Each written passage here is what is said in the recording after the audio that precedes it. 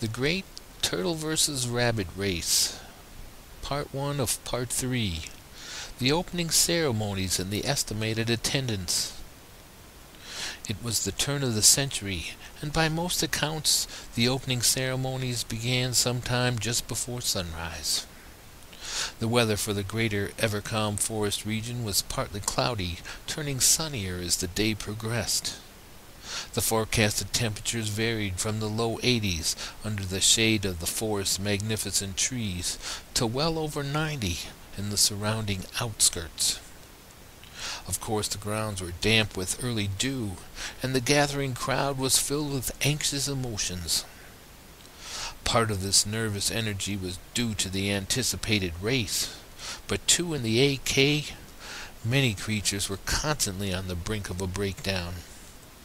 The size of the audience can only be estimated, as not a single ticket was sold for this standing room only gala extravaganza, and it was most impossible to count all the exuberant fans who were constantly moving about, working for a better position to see.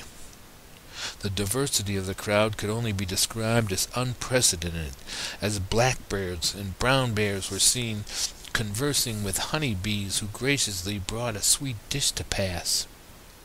The normally segregated wasps were openly commingling with the crows and militant red-winged blackbirds. Believe it or not, it was reported this way. A half-drunk coyote was seen scouring the neighborhood, searching for an early morning snack.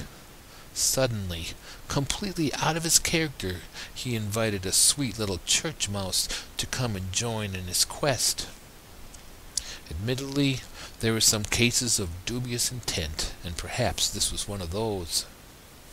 Chipmunks and squirrels gathered at the edge of the shore to place down their wagers, and the gambling sharks and mischievous vultures gladly accepted their script.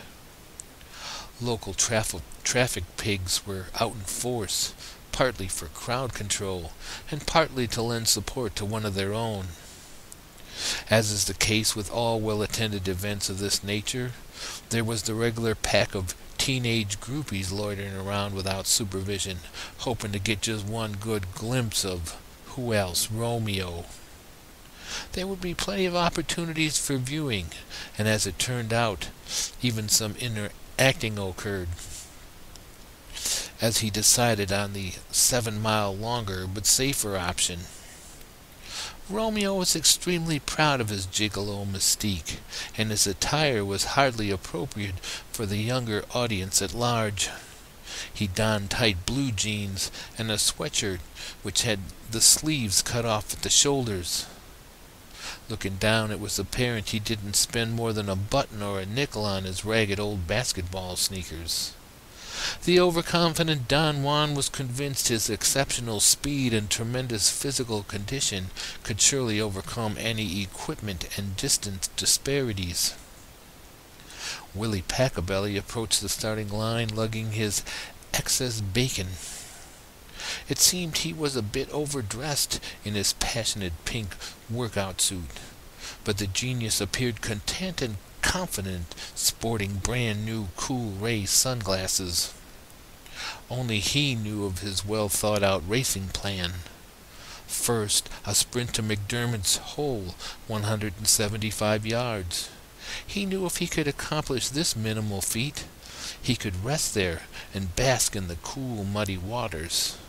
Soon after, he'd proceed to lunch at his favorite spot, the EFGC, just another 200 yards down the path to glory.